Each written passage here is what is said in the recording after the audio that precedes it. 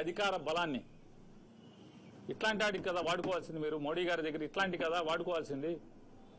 మాకు petrol diesel ఆగకుండా సరఫరా కావాలని చెప్పి కదా, లేదా వచ్చిన డీజిల్ పెట్రోల్ సక్రమంగా మీరు నియంత్రణ చేసి పంపిస్తున్నారా, పంపించట్లేదా?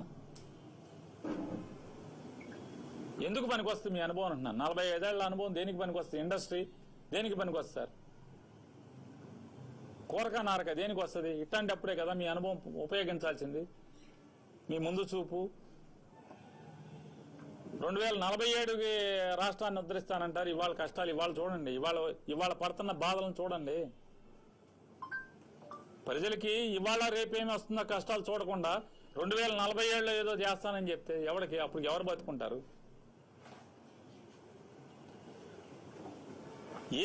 మీకు అనుభవం దేనికి పనికి వస్తుంది?